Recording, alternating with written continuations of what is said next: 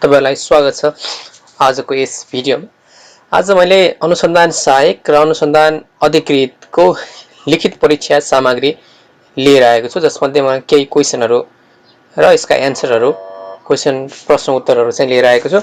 Okay, यो विशेषत अनुसन्धान सहायक, अनुसन्धान अधिकृत, अनुसन्धान सहायक सूचक र यो चाहिँ नेपाल पुलिस र आर्मी का एक्जामहरुमा चाहिँ सेवा सम्बन्धीमा पनि सोध्न सक्छ। विशेष गरी अनुसन्धान सहायक र अनुसन्धान अधिकृतको सिलेबसमा रहेर नै मैले यो क्वेशनहरु केही प्रिपेयर गरेको छु। यस्तै खालको अरु भिडियोहरु हेर्नको लागि च्यानललाई सब्स्क्राइब गरेर बेल आइकन दबाउनु होला र यसको पार्ट 2 पार्ट 3 पनि म लिएर आउने नै छु। ल अब ढिला नगरिकन आजको सन्दर्भ सामग्रीतिर जाऊ। मैले यहाँ चाहिँ आज 5 वटा क्वेशनहरु लिएर आएको छु, जसमध्ये पहिलो प्रश्न रहेको छ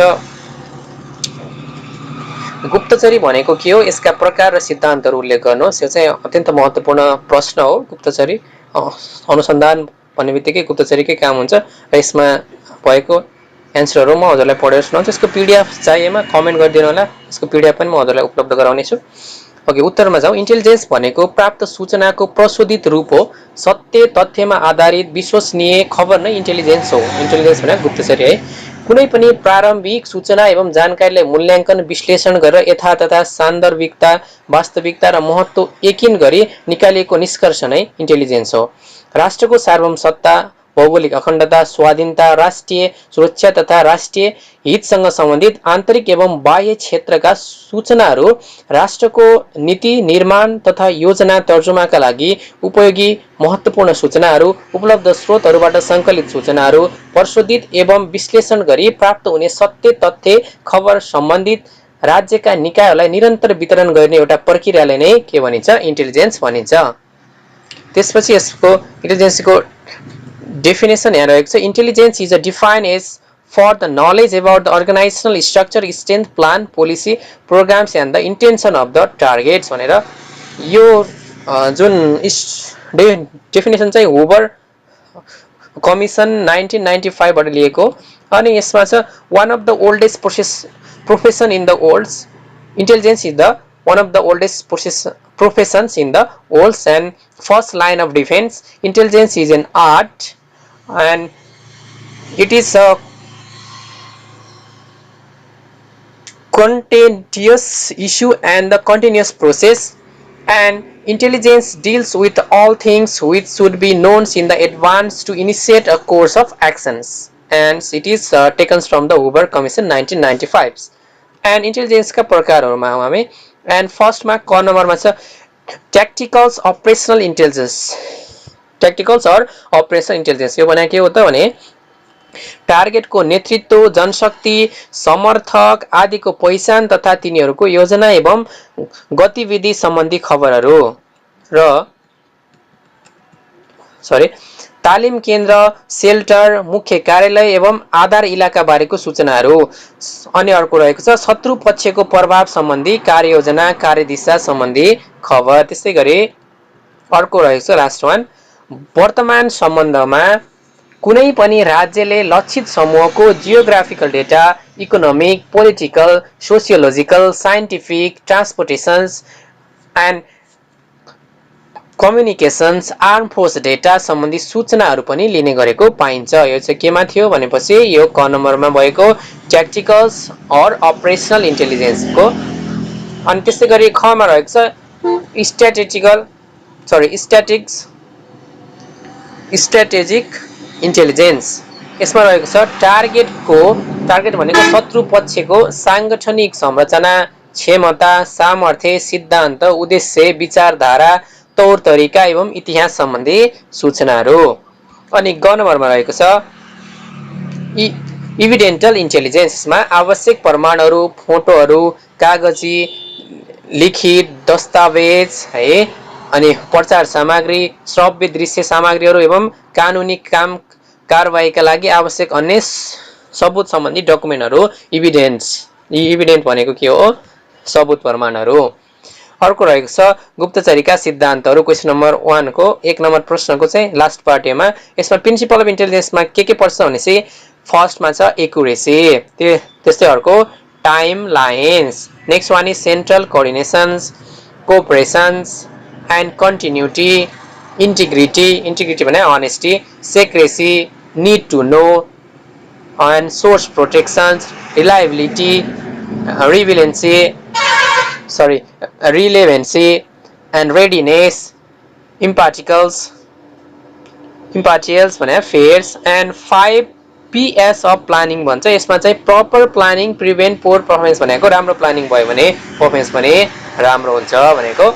अब त्यस्तै गरी हामी अर्को प्रश्नमा जाउँ। अर्को प्रश्न रहेको छ राष्ट्रिय अनुसन्धान विभागको काम कर्तव्यबारे स्पष्ट पार्नुहोस्। यो पनि अनुसन्धान सहायक र अनुसन्धान सहायक सूचक अनुसन्धान अधिकृतको लागि अत्यन्त महत्त्वपूर्ण प्रश्न रहेको छ। यसको उत्तरतिर जाउँ हामी।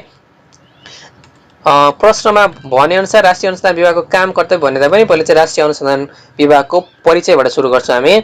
उत्तरमा यसरी लेख्न सकिन्छ, राष्ट्रिय अनुसन्धान विभाग नेपालको संविधानमा व्यवस्था भए बमोजिम सङ्घमा रहने गरी स्थापित इन्टेलिजेन्स संस्था हो। राष्ट्रिय सुरक्षाका विभिन्न क्षेत्रका अतिरिक्त आर्थिक एवं आतंकवाद, सङ्गठित अपराध लगायतका अपराध, धर्म, संस्कृति, भाषा, समुदाय बीचको सद्भावमा खलल पुर्याउने पक्षसँग सम्बन्धित सूचना उपलब्ध गराउने यो विभागको महत्त्वपूर्ण कार्यभार हो। नेपाल सरकार प्रधानमन्त्री तथा मन्त्री परिषदको कार्यालय अन्तर्गत रहेको यो विभागको केन्द्रीय कार्यालय सिंहदरबारमा रहेको छ। राष्ट्रिय अनुसन्धान विभागका प्रमुख काम कर्तव्यहरू निम्नानुसार रहेका छन्। यहाँ जाउँ अब काम कर्तव्यतिर।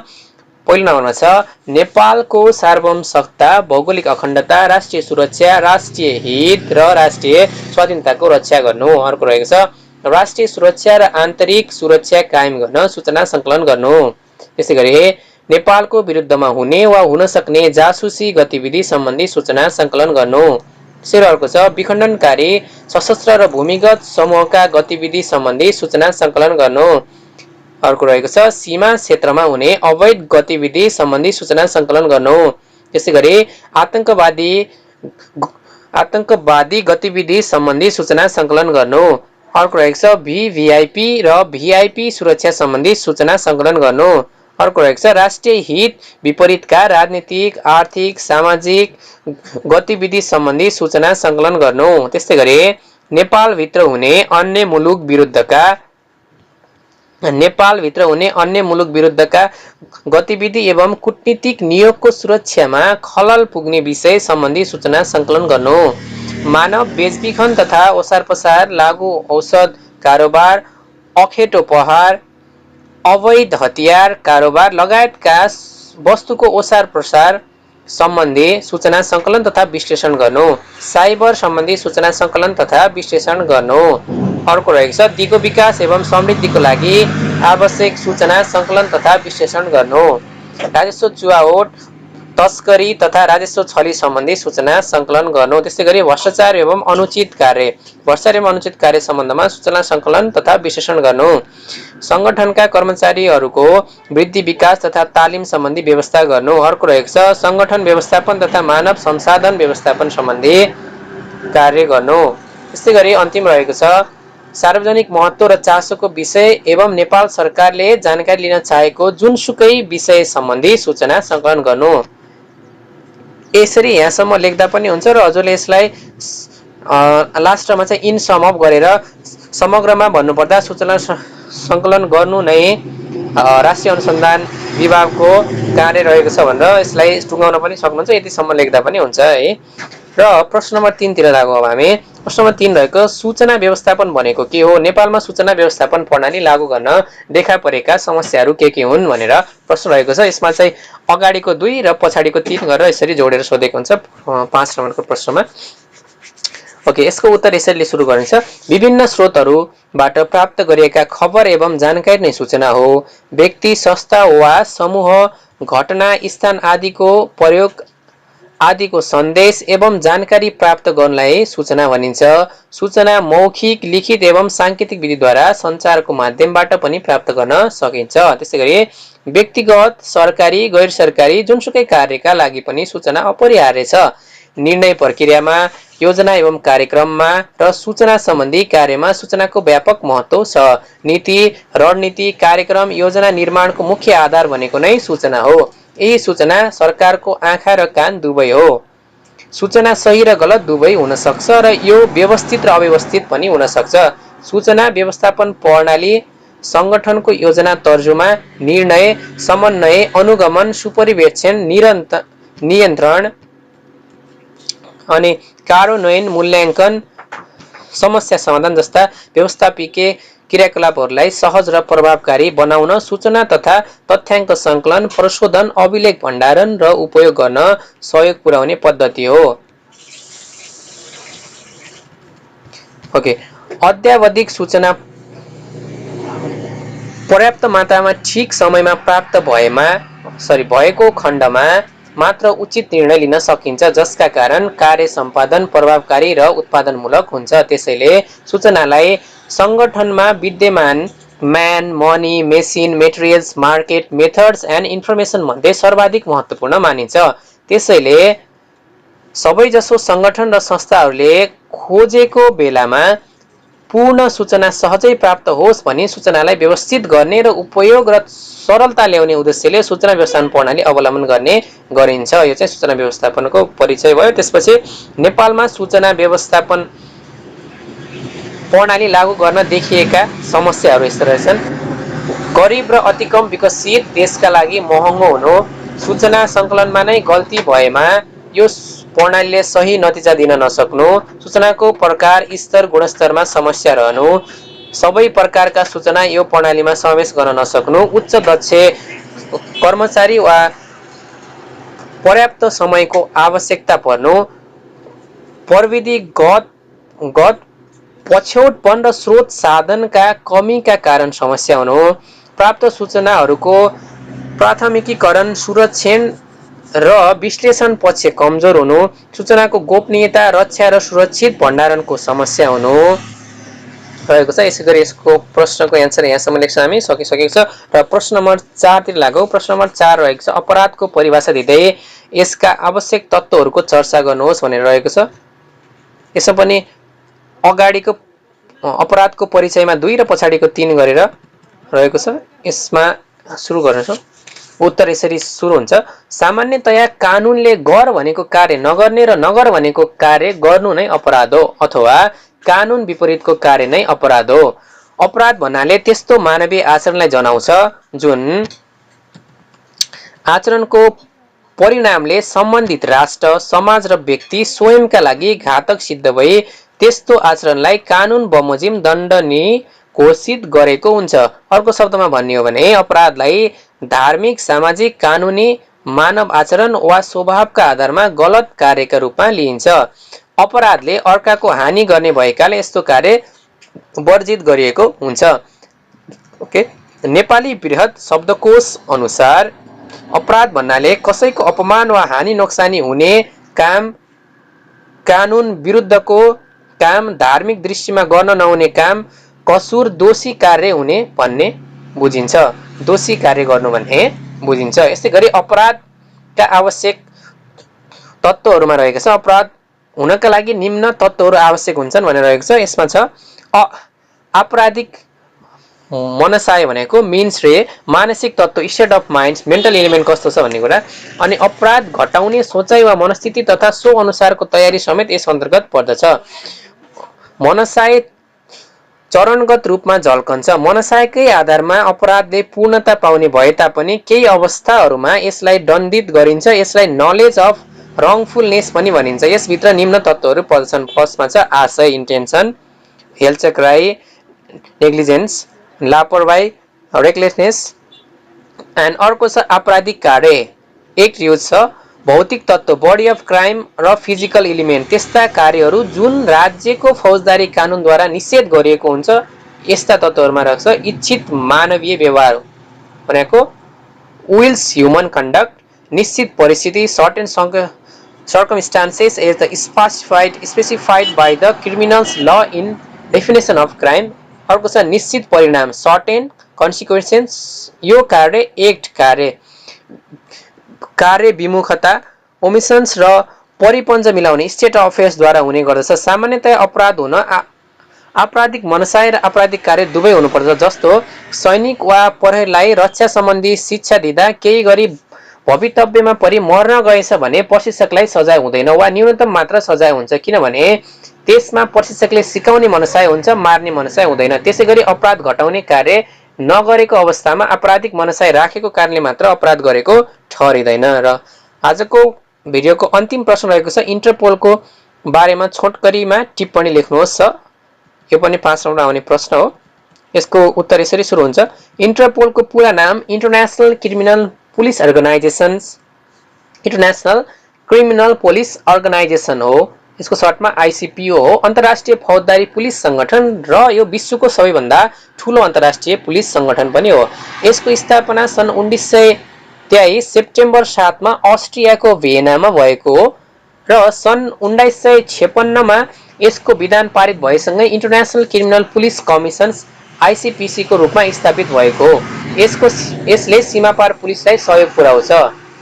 र यहाँनिर एउटा वर्ड रहेको छ, यो इंग्लिशमा होला, एकछिन हामीलाई इंग्लिशमा बनाऊ। सहयोग पुर्याउँछ। यसको यहाँनिर इन्टरपोल रहेको थियो, नेपाली होइन सरी। इन्टरपोलले यसको सदस्य देशहरू र उनीहरूको कानुन प्रवर्तक अधिकारीहरूलाई खोजी अनुसन्धान गर्ने र खोजी अनुसन्धानमा सहयोग गर्ने काम गर्छ। यी स्रोतहरूमा एक सुरक्षित सञ्चार नेटवर्क र डाटाबेसहरू समावेश छन्, जुन यसका सदस्य देशहरूले चाहेको व्यक्तिहरू, आपराधिक इतिहास भएका व्यक्तिहरू, आपराधिक गतिविधिमा संलग्न व्यक्तिहरू, हराएका व्यक्तिहरू, हराएका पासपोर्टहरू र यात्रा कागजातहरू, चोरी गाडीहरू र अन्य कानुन प्रवर्धन सम्बन्धी जानकारी समावेश गर्दछ। हालसम्म यसका 194 सदस्य राष्ट्रहरू छन्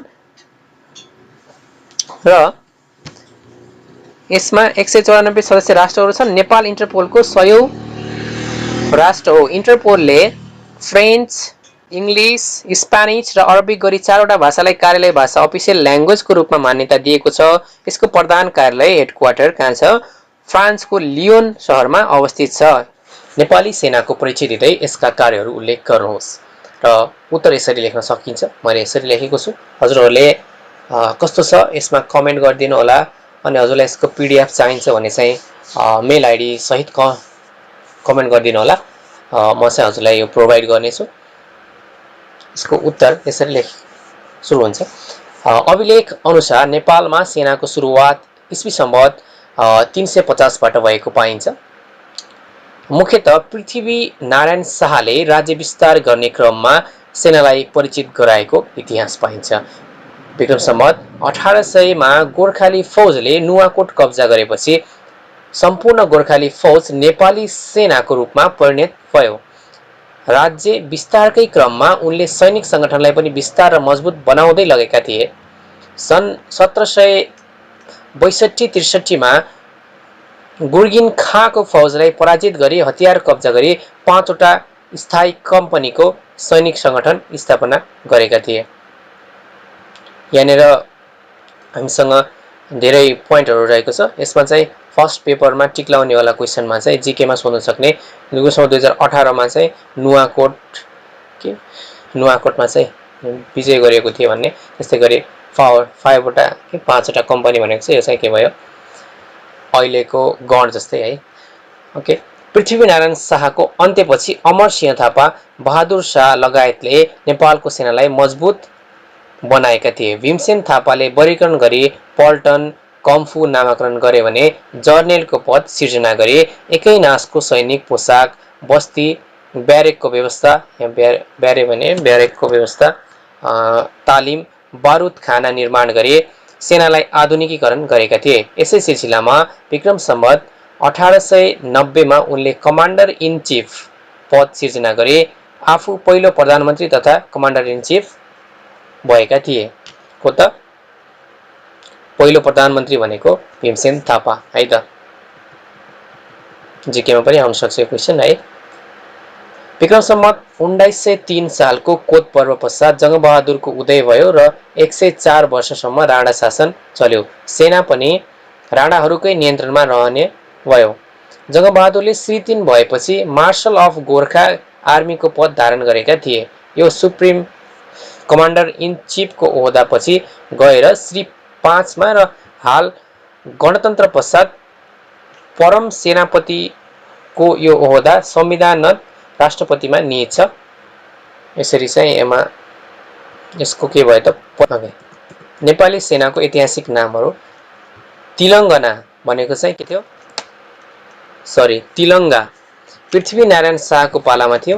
त्यसपछि गोर्खाली सेना, यो सेनाको चाहिँ नामहरू यसरी चेन्ज भएको छ। सुरुमा चाहिँ के छ, तिलङ्गा भनेको पृथ्वीनारायण शाहको पालामा थियो भने गोर्खाली सेना भने पृथ्वीनारायण शाहकै पालामा थियो। नुवाकोट विजयपछि, नुवाकोट विजय अघि चाहिँ के थियो, तिलङ्गा थियो। नुवाकोट विजयपछि के भयो, गोर्खाली सेना भयो है। नेपाली सेना भन्ने चन्द्र शमशेरको पालामा, शाही सेना भने चाहिँ राजा महेन्द्रको पालामा भयो, शाही नेपाली सेना राजा वीरेन्द्रको पालामा, र अहिले चाहिँ नेपाली सेना विक्रम सम्वत 2063 को अन्तिम संविधान पछि चाहिँ के हुन गयो, नेपाली सेना हुन गयो। अब नेपाली सेना अनुशासित, एक डिक्का, गैर राजनीतिक, एकताबद्ध, देश र जनताप्रति समर्पित, कठोर सैनिक ऐनले बाँधिएको जिम्मेवार चरित्रको छ। यो राष्ट्रको महत्त्वपूर्ण शक्ति मध्येको एक हो। नेपाली सेनाका प्रमुख जिम्मेवारी यस प्रकार रहेका छन्। नेपालको स्वतन्त्रता, सार्वभौमसत्ता र अखण्डताको सुरक्षा गर्ने, सीमा सुरक्षाका लागि तत्पर रहने, आन्तरिक सुरक्षा कायम गर्न सहयोग गर्ने, हिंसात्मक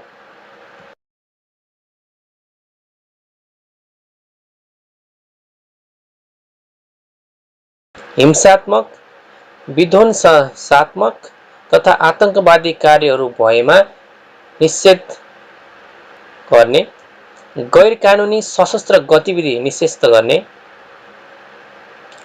प्राकृतिक एवं मानव निर्मित विपदमा उद्धार कार्य गर्ने, मित्र राष्ट्रका सेनाहरूसँग सैन्य सम्बन्ध विकसित गर्न सहयोग पुर्याउने, विकास निर्माणका कार्यहरूमा सहयोग पुर्याउने, राष्ट्रिय सुरक्षा व्यवस्थापनको मुख्य अङ्ग आदि है।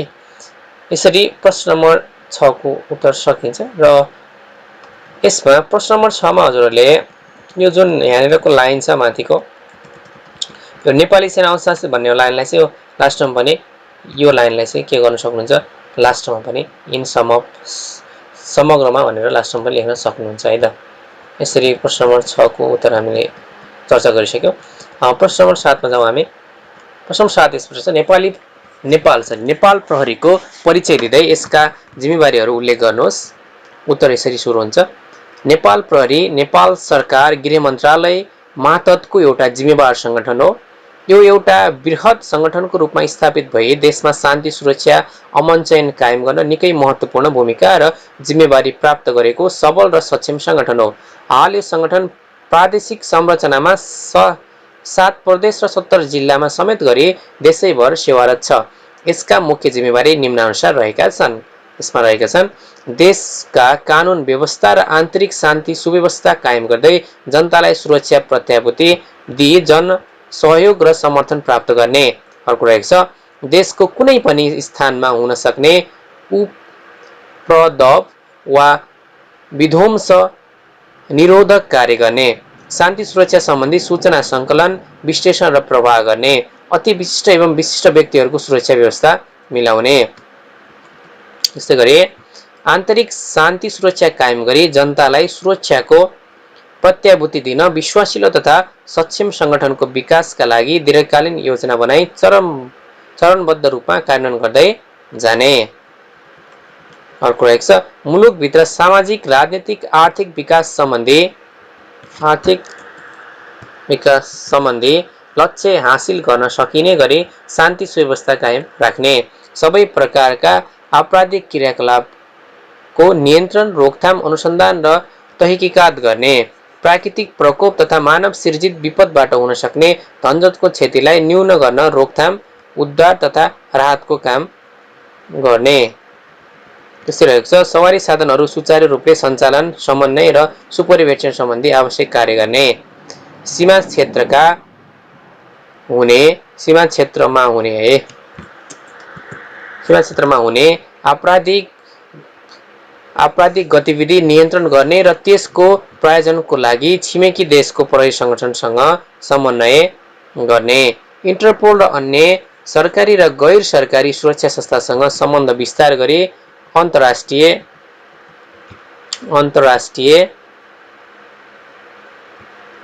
तथा आतंककारी गतिविधि नियन्त्रण गर्न क्रियाशील रहने र अन्तिम रहेको छ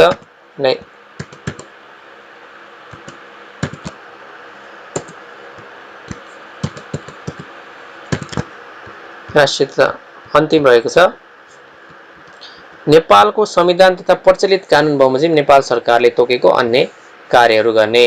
अब प्रश्न नम्बर 8 तिर जाउँ। प्रश्न नम्बर 8 रहेको सशस्त्र प्रहरी बलको परिचय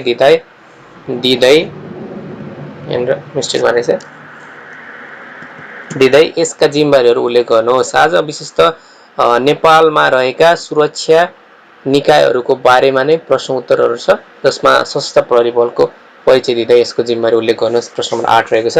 यसको उत्तर सशस्त्र प्रहरी बल एक अर्धसैनिक संगठन हो जसले नेपालमा विद्रोह विरुद्धको काम गर्दछ। यो एक अर्धसैनिक शाखाको रूपमा रही सीमा सुरक्षा र दुवै देशका सेना र कानुन प्रवर्तकसँग समन्वय गरी कार्य गर्दछ। यो चाहिँ एउटा नेपाली सेना र नेपाल प्रहरीको बीचको चाहिँ एउटा खम्बा हो भनेर मिडिएटको रूपमा लिन सकिन्छ है। अब यसका सशस्त्र प्रहरी बलका देहायका जिम्मेवारी र वहन गर्दछ हुन्छ सशस्त्र प्रहरीले गर्ने कामहरू। नेपालको कुनै भागमा भएको वा हुन सक्ने गैर कानुनी सशस्त्र गतिविधि, विद्रोह वा नेपालको राष्ट्रिय एकता, भौगोलिक अखण्डता विरुद्ध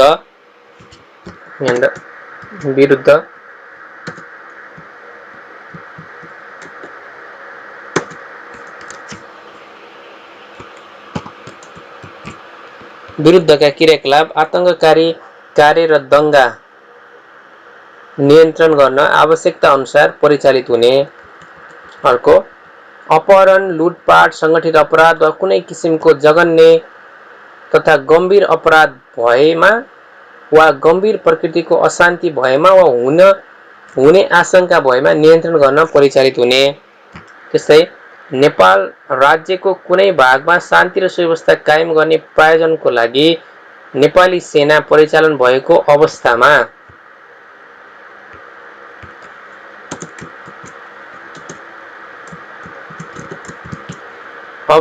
नेपाली सेना परिचालन भएको अवधिभर सम्बन्धित ठाउँमा नेपाली सेनाको निर्देशनमा कार्य गर्ने। अर्को रहेको छ नेपाल सरकारले तोकेको नेपाल सरकारले सुरक्षा दिनुपर्ने ठहरिएका व्यक्ति, सार्वजनिक महत्त्वका भवन, संरचना र अन्य स्थल आदिको सुरक्षा गर्ने। बाह्य आक्रमणको अवस्थामा नेपाली सेनाको मातहतमा रही कार्य गर्ने। नेपालको सीमा सुरक्षा गर्ने। नेपालको कुनै भागमा भएको वा हुन सक्ने विपद, प्राकृतिक प्रकोप र महामारीबाट पीडितको उद्धार गर्ने।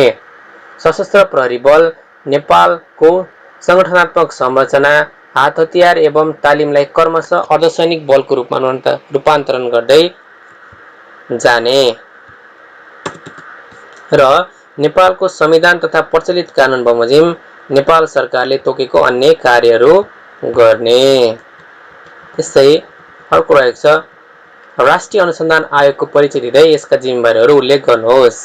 हामीले राष्ट्रिय सुरक्षा निकायहरूमा नेपाली सेना, नेपाल प्रहरी, सशस्त्र प्रहरी बल र राष्ट्रिय अनुसन्धान आयोग गर्दै सुरक्षा निकायहरूको परिचय र जिम्मेवारीको कुरा गर्दै आजको विषयवस्तुमा केन्द्रित रहेका छौँ। र प्रश्न नम्बर 9 मा राष्ट्रिय अनुसन्धान आयोगको परिचय छ। यो अघिल्लो प्रश्नमा पनि अलिकति आइसकेको थियो। त्यसै अनुसार हामीले चाहिँ राष्ट्रिय अनुसन्धान आयोगको परिचयबाट सुरु गर्छौँ। राष्ट्रिय अनुसन्धान विभाग नेपालको संविधानमा व्यवस्था भए बमोजिम सङ्घमा रहने गरी स्थापित इन्टेलिजेन्स संस्था हो। राष्ट्रिय सुरक्षाका विभिन्न क्षेत्रका अतिरिक्त आर्थिक एवं आतंकवाद, संगठित अपराध लगायतका अपराध, धर्म, संस्कृति, भाषा, समुदाय बीचको सद्भावमा खलल पुर्याउने पक्षसँग सम्बन्धित सूचना उपलब्ध गराउने यो विभागको महत्त्वपूर्ण कार्यभार हो। नेपाल सरकार प्रधानमन्त्री तथा मन्त्री परिषदको कार्यालय अन्तर्गत रहेको यो विभागको केन्द्रीय कार्यालय सिंहदरबारमा रहेको छ। राष्ट्रिय अनुसन्धान विभागका प्रमुख जिम्मेवारीहरू निम्न अनुसार रहेका छन्। यसमा नेपालको स्वतन्त्रता, सार्वभौमसत्ता, भौगोलिक अखण्डता, स्वाधीनता, स्वाभिमान, एकता, हित र सामाजिक सद्भाव प्रतिकूलका गतिविधि वा कामहरूको बारेमा सूचना सङ्कलन, विश्लेषण र सम्प्रेषण गर्ने।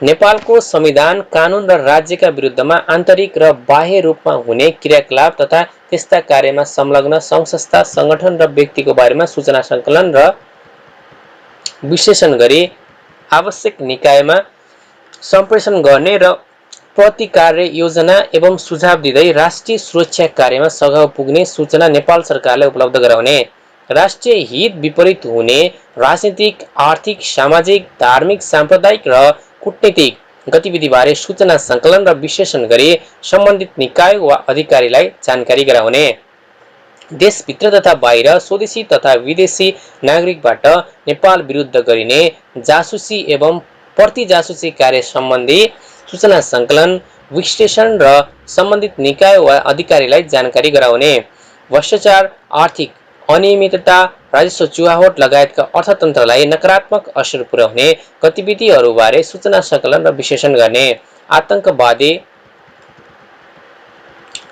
आतंकवादी तथा अन्तर्राष्ट्रिय आपराधिक सङ्गठन तथा आतंकवादको जालो र त्यसबाट मुलुकलाई पुग्न सक्ने खतराको सूचना सङ्कलन र विश्लेषण गर्ने, राष्ट्रमा आइपर्ने कुनै पनि चुनौतीलाई सामना गर्न आवश्यक सूचना सङ्कलन तथा विश्लेषण गर्न सक्ने, भरपर्दो तथा सक्षम सङ्गठनको रूपमा विकास गर्न दीर्घकालीन योजना बनाई चरणबद्ध रूपमा कार्यान्वयन गर्दै जाने र नेपालको प्रचलित संविधान तथा प्रचलित ऐन कानुन बमोजिम नेपाल सरकारले तोकेको अन्य कार्य गर्ने। र आजको अन्तिम प्रश्न रहेको छ, इन्टरपोलले जारी गर्ने सूचनाहरूको बारेमा टिप्पणी लेख्नुहोस्। यो पनि अत्यन्त महत्त्वपूर्ण प्रश्न रहेको छ।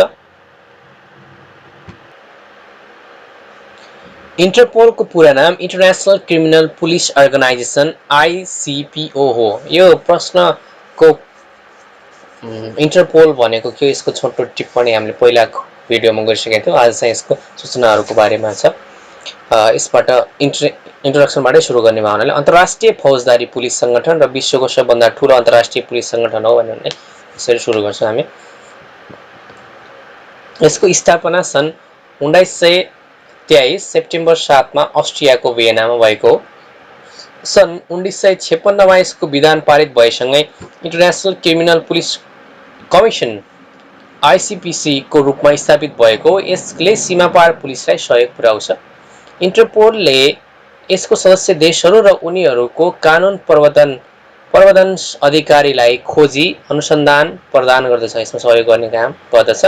यी स्रोतहरूमा एक सुरक्षित सञ्चार नेटवर्क र डाटाबेस समावेश छन्, जुन यसका सदस्य देशहरूले चाहेको व्यक्तिहरू, आपराधिक इतिहास भएका व्यक्तिहरू, आपराधिक गतिविधिमा संलग्न व्यक्तिहरू, हराएका व्यक्तिहरू, हराएका पासपोर्टहरू र यात्रा कागजातहरू, चोरी गाडीहरू र अन्य कानुन प्रवर्धन सम्बन्धी जानकारी समावेश गर्दछ। हालसम्म यसका 194 सदस्य राष्ट्रहरू छन्। नेपाल इन्टरपोलको 100औं सदस्य राष्ट्र हो। इन्टरपोलले इङ्ग्लिस, फ्रेन्च, स्पेनिस र अरबिक गरी 4वटा भाषालाई कार्यालय भाषा अफिसियल ल्याङ्ग्वेजको रूपमा मान्यता दिएको छ। यसको प्रधान कार्यालय हेडक्वार्टर फ्रान्सको लियोनमा अवस्थित छ। इन्टरपोलले विभिन्न 9 किसिमका नोटिस जारी गर्दछ। यी नोटिसहरू विभिन्न प्रकारका कामहरूका लागि विभिन्न रङहरूमा प्रकाशन हुन्छ। पहिलो रहेको छ रेड नोटिस। अदालतबाट पक्राउ पूर्जी जारी भएका फरार अभियुक्तहरूका खोजी र पक्राउको लागि रेड नोटिस वा रेड कर्नर नोटिस जारी गरिन्छ। अन्य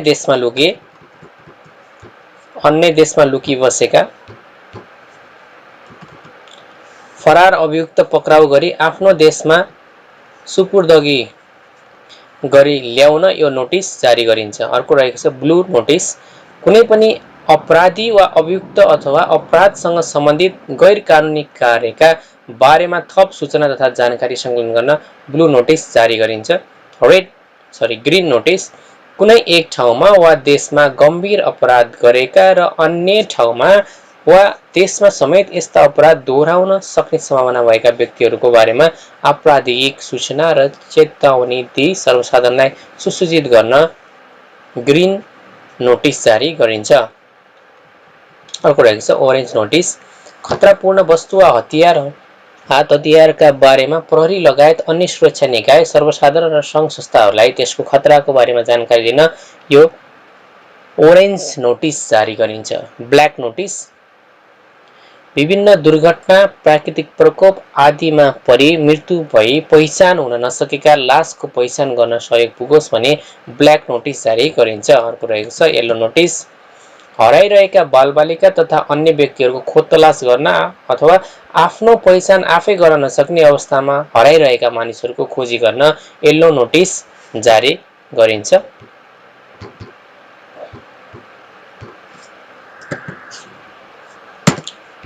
त्यसैगरी Interpol UN security council special notice. यो नोटिस सन् 2010 सेप्टेम्बर 11 मा अमेरिकामा भएको टेरिस्ट अट्याकपछि अल कायदा, तालिबान लगायतका संगठनका आतंककारीहरूको खोजी एवं पक्राउ गर्ने संयुक्त राष्ट्रसङ्घ र इन्टरपोलको संयुक्त प्रयास स्वरूप यो नोटिस जारी सुरु गरिएको हो। अर्को रहेको छ पर्पल नोटिस। यो नोटिस अपराध कार्यविधि मोडुस ओपरेन्डी भनिन्छ यो एमओ को जानकारी गराउनका लागि जारी गरिन्छ अपराध कार्यविधिको। अर्को रहेको छ लास्ट डिफ्युजन नोटिस। कुनै सक्षम अदालत वा न्यायिक निकायबाट पक्राउ पूर्ति जारी नभएका अनुसन्धानको क्रममा शङ्कित अभियुक्तलाई खोजी गर्न डिफ्युजन नोटिस जारी गरिन्छ। संगठित अपराध भनेको के हो? संगठित अपराध रोकथाममा देखेका चुनौतीहरू उल्लेख गर्नुहोस्। यो 5 नम्बरको प्रश्नमा आउने गर्दछ। यसको उत्तर मैले यसरी लेखेको छु। हजुरहरूलाई यसको पीडीएफ चाहिन्छ भने कमेन्ट गरिदिनु होला र भिडियोलाई लाइक शेयर सब्स्क्राइब गरेर सहयोग गरिदिनु होला।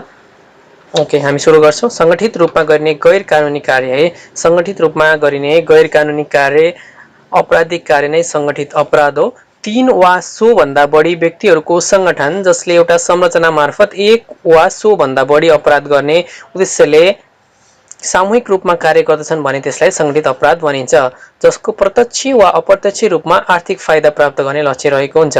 संगठित अपराधले विश्व शान्ति र मानवीय सुरक्षालाई खतरा पुर्याइरहेको हुन्छ, मानवाधिकारलाई हिंसात्मक बनाइरहेको हुन्छ र आर्थिक, सामाजिक, सांस्कृतिक, राजनीतिक एवं मानव विकासको सभ्यतालाई क्षति पुर्याइरहेको हुन्छ। इन्टरपोलका अनुसार any group having a corporate structure whose primary objectives is to obtain the money through illegal activities often surviving on the fear and corruption भनेर चाहिँ संगठित अपराध हो है। यसको इन्टरपोलले दिएको डेफिनेसन यहाँ रहेको छ। संगठित अपराधका मुख्य क्षेत्रहरू मानव बेचबिखन तथा ओसारपसार, लागु औषध कारोबार, आतंकवाद, अपहरण र शरीर बन्धक, भ्रष्टाचार, विद्युतीय अपराध, एकाधिकार, कार्टेलिङ, अवैध मुद्रा निर्मूलीकरण आदि रहेका छन्। संगठित अपराध नियन्त्रणमा देखिएका चुनौतीहरू खुला सिमानाका कारण अपराधीको घुसपेट एवं सजिलै एक अर्को देशमा पहुँच, विश्वव्यापीकरणको प्रभावले समस्या, गरिबी एवं बेरोजगारी, प्रभावकारी रूपमा कानुन कार्यान्वयन नहुनु, राजनीतिक संरक्षण, कमजोर अभिलेख प्रणाली, बढ्दो भ्रष्टाचार, परम्परागत अनुसन्धान प्रणाली, पर्याप्त एवं दक्ष जनशक्तिको अभाव, नेतृत्वमा प्रतिबद्धताको कमी, पर्याप्त र प्रभावकारी कानुनको अभाव, विश्वव्यापी सञ्जालका कारण एक देशमा बसेर अर्को देशमा अपराध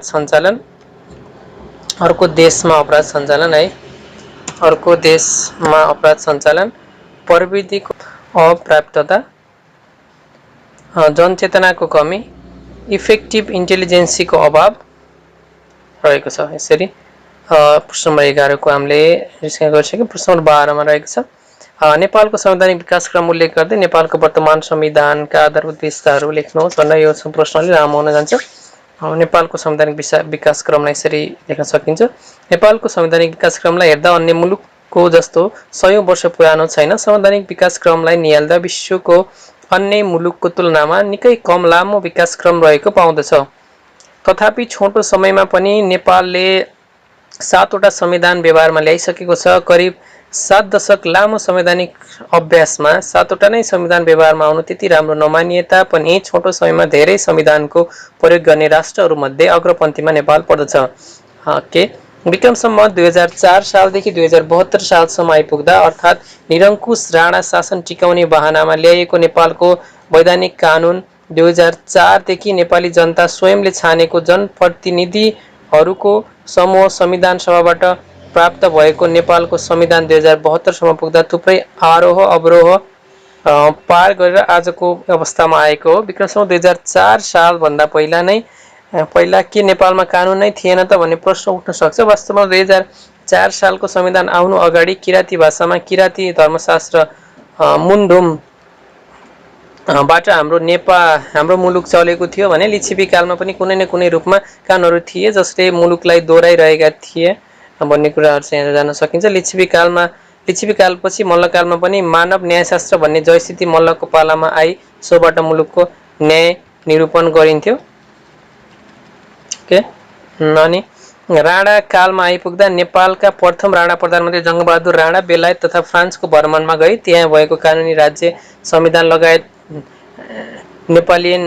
नेपोलियन कोडबाट प्रभावित भएर विक्रम सम्वत 1910 मा मुलुकी ऐन ल्याई अहिलेको संविधानको जस्तै गरी मुलुकको राज्य संरचना कानुन बमोजिम गरिएको थियो। जब राणाहरू पतनको बाटोतिर लागे, चलाक राणा प्रधानमन्त्री पदम शमशेरले राणा शासन अरू टिकाउन म जनताको नोकर हुँ भन्ने अभिव्यक्ति दिई नेपालमा संवैधानिक इतिहासको सूत्रपात गरेका थिए।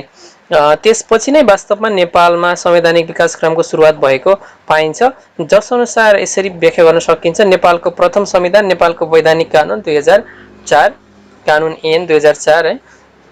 2004 साल माघ 13 गतेका दिन प्रधानमन्त्री श्री 3 पद्म शमशेर राणाले नेपाल सरकार वैधानिक कानुन 2004 नामक लिखित संविधान नेपालमै प्रथम पटक जारी भएको थियो, उनले गरेका थिए। यो संविधान 2005 साल वैशाख 1 गतेदेखि लागू हुने भनिएकोमा 2004 सालको फागुनमै पद्म शमशेरले राजीनामा दिएकाले लागू हुन पाएन। यस संविधान कानुनमा जम्मा 6 भाग, 68 धारा र 1 अनुसूची समावेश थिए। नाम मात्रको संविधानको रूपमा 2004 को संविधानलाई लिन सकिन्छ। राणा प्रधानमन्त्री संविधानभन्दा माथि हुने र खाली हात्तीको देखाउने जाँच जस्तै भएको संविधान नेपालको वैधानिक कानुन ऐन 2004 लाई लिन सकिन्छ। त्यसपछि आउँछ नेपालको अन्तरिम शासन विधान 2007। तत्कालीन राजा श्री 5 त्रिभुवनबाट नेपाल अन्तरिम शासन विधान 2007 लाई नेपालको दोस्रो लिखित संविधानको रूपमा 2007 साल चैत 29 गते जारी भएको थियो। उहाँद्वारा श्री 5 त्रिभुवनद्वारा जारी गरिएको थियो। यो संविधान करिब 8 वर्षसम्म रही 6 पटक संशोधित भयो र यसमा 7 भाग 73 धारा र 3 अनुसूची थिए। नेपाली कांग्रेसको नेतृत्वमा सशस्त्र सङ्घर्ष समेत भई राजा र जनता मिली राणा शासनको अन्त्य गरेको संविधान 2007 सालको संविधान हो। त्यसपछि नेपाल अधिराज्यको संविधान 2015 फागुन 1 गते श्री 5 महेन्द्रबाट नेपाल अधिराज्यको संविधान जारी भएको। यो संविधान तर्जुमा गर्नका लागि सर आइभर जेनिङ्सको सल्लाह लिएको थियो। अध्यक्षमा भगवती प्रसाद सिंह हुनुहुन्थ्यो। यसको धारा 73 र 75 विक्रम सम्वत 2015 फागुन 1 गतेदेखि र बाँकी धाराहरू 2016 असार 16 गतेदेखि प्रारम्भ गरिएको थियो। यसमा 10 भाग र 70 धारा थिए। यसमा 3 अनुसूची थियो। यो लेखेको रहेछ। नेपालको संविधान 2019 साल वैशाख 26 गते ऋषिकेश शाहको अध्यक्षतामा 6 जनाको मस्यौदा संविधान आयोगको गठन भएको र 2019 साल पुस 1 गते यो संविधान जारी भएको थियो। यिनीसम्म 2023, 32 र 37 गरी 3 पटक संशोधन भएको संविधान 2019 को संविधान हो। प्रजातन्त्रको घाँटी निमुठी राजा महेन्द्रले धारा 55 को प्रयोग गरी बहुदलीय प्रजातन्त्रको अन्त्य गरी निरङ्कुश पञ्चायती व्यवस्था लादिएको संविधान 2019 सालको संविधान रहेको छ। त्यस्तै गरी नेपाल अधिराज्यको संविधान 2047 जेठ 16 मा विश्वनाथ उपाध्यायको अध्यक्षतामा 9 सदस्यीय संविधान आयोगको गठन भएको यो संविधान 2047 कार्तिक 23 गतेबाट लागू भएको थियो। नेपाली कांग्रेस वामपन्थी दलहरू समेत भई पञ्चायती व्यवस्थाको अन्त्य गरी प्रजातन्त्रको पुनः स्थापना गरे पश्चात ल्याएको प्रजातान्त्रिक संविधानको रूपमा 2047 सालको संविधानलाई लिन सकिन्छ। र अर्को रहेको छ नेपालको अन्तरिम संविधान 2063। सर्वोच्च अदालतका पूर्व न्यायाधीश श्री लक्ष्मण प्रसाद अर्यालको संयोजकत्वमा अन्तरिम संविधान मस्यौदा समिति गठन गरियो र 2063 साल माघ 1 गते सोमबारदेखि प्रारम्भ हुने गरी नेपालको अन्तरिम संविधान 2063 लागू भएको थियो, जारी गरिएको थियो। प्रजातान्त्रिक संविधान 2047 को धारामा टेकी तत्कालीन निरङ्कुश राजा ज्ञानेन्द्रले जनताबाट निर्वाचित प्रधानमन्त्री शेरबहादुर देउबाको सरकारलाई असंक्षेप प्रधानमन्त्रीको रूपमा घोषणा गरी राजाले प्रत्यक्ष शासन सत्ता सम्हालेको विरोध स्वरूप नेपाली कांग्रेस वामपन्थी दल र सशस्त्र संघर्षमा मैदानमा होमिएको माओवादी माओवादी पार्टी समेत गोलबद्ध भई शान्तिपूर्ण सङ्घर्षबाट राजा ज्ञानेन्द्रलाई शासनबाट हटाई मुलुकलाई गणतन्त्रतर्फ अग्रसर गराएको संविधान थियो र अन्तिम रहेको छ नेपालको संविधान 2072। 2072 असोज 3 गते सम्माननीय राष्ट्रपति डाक्टर रामवरण यादवबाट एक विशेष समारोह बीच नेपालको संविधान जारी गर्दै नयाँ संविधान लागू भएको घोषणा गरिएको थियो। यसमा 35 भाग 308 धारा र 9 अनुसूची रहेको छ। अन्तरिम संविधान 2063 को प्रावधान अनुसार नेपालको संविधान कुनै व्यक्ति विशेषले होइन जनताका प्रतिनिधिहरूबाट संविधान निर्माण गर्ने लक्ष्यका साथ पहिलो संविधान सभाको अवसान पश्चात दोस्रो संविधान सभाले निर्माण गरेको महत्त्वपूर्ण संविधान हो। नेपालको वर्तमान संविधानका प्रमुख विशेषताहरू निम्न अनुसार रहेका छन्। प्रत्येक कानुनहरूका आफ्नै आफ्नै विशेषता हुन्छन्। विशेषताभित्र त्यसमा राम्रा पक्षहरू र केही नराम्रा पक्षहरूलाई समेत त्यसको विशेषताको अङ्गको रूपमा लिइन्छ। अतः नेपालको वर्तमान संविधानका विषयहरू व्याख्या गर्दा यस अगाडिका संविधानहरूमा नभएका नवीनतम कुराहरू समेत उल्लेख गरी विशेषताको रूपमा उभ्याएको छ। यसमा रहेको छ जनताका प्रतिनिधिहरूद्वारा बनाएको संविधान। यस अगाडिका संविधानहरू आयोग गठन गरी विदेशी विज्ञहरू डाकी संविधान बनाएको थियो भने वर्तमान संविधान जनताले प्रत्यक्ष निर्वाचनद्वारा छानिएका प्रतिनिधिबाट बनाएको पहिलो संविधान हो। राजतन्त्र अन्त्य र गणतन्त्रको स्थापना। यस संविधानले 240 वर्ष पुरानो अगाडिदेखिको नेपालमा चल्दै आएका वंशीय राजतन्त्रको अन्त्य गरी जनताका छोरा जनताबाट चुनिएर मात्र नेपालको सर्वोच्च पदमा बसी शासन चलाउन गर्न सक्ने, जनताले नचाहेमा सत्ताबाट हटाउन सकिने गरी व्यवस्था गरिएको संविधान रहेको छ।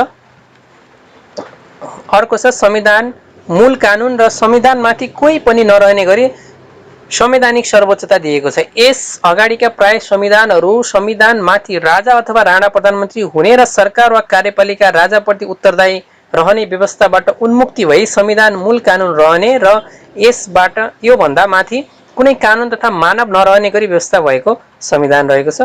धर्मनिरपेक्षता। संविधानबाटै यही धर्म मान्नु पर्दछ भन्ने अनिवार्यता नगरी बहुधार्मिक नेपाली समाजमा सनातनदेखि चल्दै आएको धर्म संरक्षण गरी धार्मिक स्वतन्त्रता कायम गरिएको छ।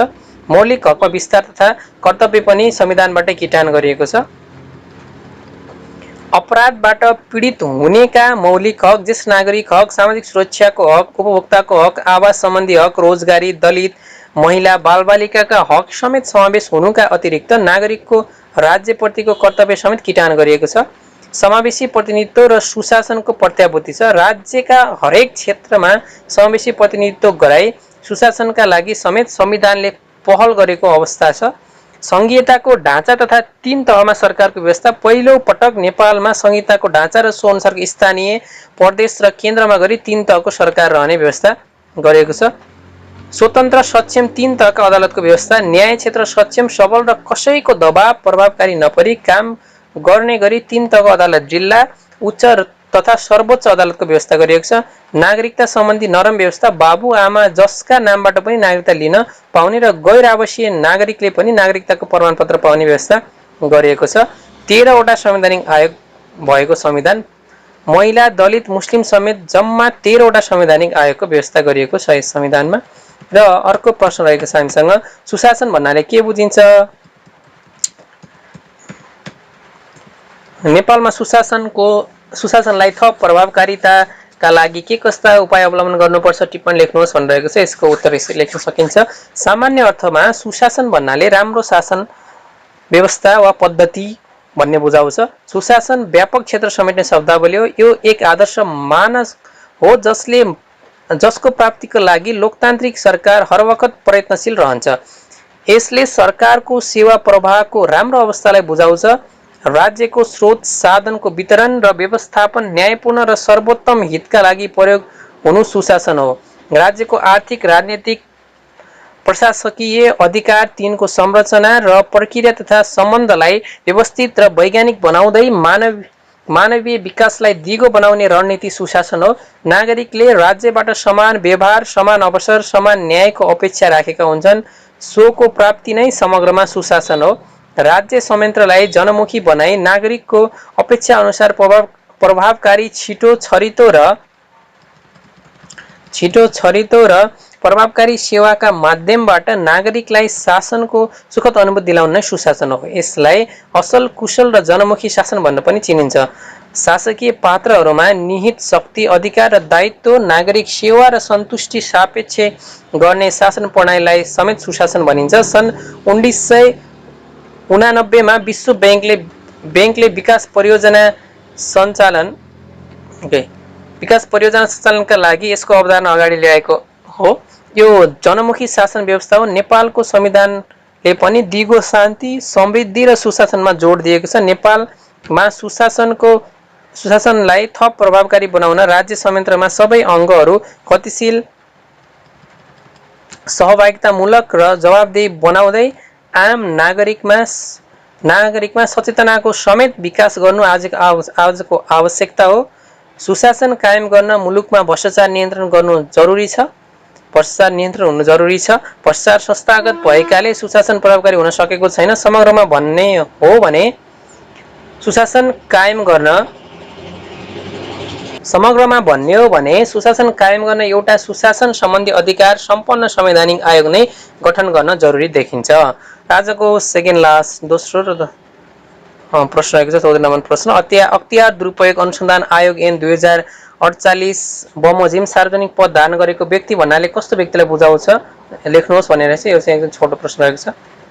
ओके, अख्तियार दुरुपयोग अनुसन्धान आयोग 2048 को दफा 2 को घ अनुसार सार्वजनिक पद धारण गरेको व्यक्ति भन्नाले संविधान, अन्य प्रचलित कानून वा सम्बन्धित निकाय वा अधिकारको निर्णय वा आदेश बमोजिम कुनै सार्वजनिक अख्तियारी प्रयोग गर्न पाउने वा कुनै कर्तव्य पालन गर्नुपर्ने वा दायित्व निर्वाह गर्नुपर्ने पदमा बहाल रहेको व्यक्ति सम्झनु पर्छ र सो शब्दले सार्वजनिक संस्थाको कुनै पदमा बहाल रहेको पदाधिकारी वा कर्मचारी समेतलाई जनाउँछ।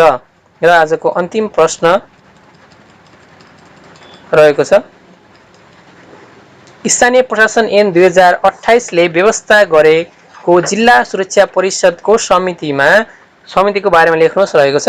र यसमा को रहन्छ भनेर सोध्न पनि सक्छ कहिलेकाहीँ। स्थानीय प्रशासन ऐन 2028 को दफा 6 को उपदफा 7 ले व्यवस्था गरेको जिल्ला सुरक्षा समितिमा चाहिँ निम्न पदाधिकारीहरू रहने व्यवस्था रहेको छ। प्रमुख जिल्ला अधिकारी अध्यक्ष, नेपाली सेनाको स्थानीय प्रमुख सदस्य, जिल्ला प्रहरी कार्यालयको प्रमुख सदस्य, सशस्त्र प्रहरी कार्यालयको स्थानीय प्रमुख सदस्य, राष्ट्रिय अनुसन्धान विभागको जिल्ला स्थित कार्यालयको प्रमुख सदस्य, सहायक प्रमुख जिल्ला अधिकारी, सदस्य सचिव। वर्तमान अवस्थामा अख्तियार दुरुपयोग अनुसन्धान आयोगलाई अझ प्रभावकारी बनाउन कस्ता कार्य गर्नुपर्दछ भनेर रहेको छ।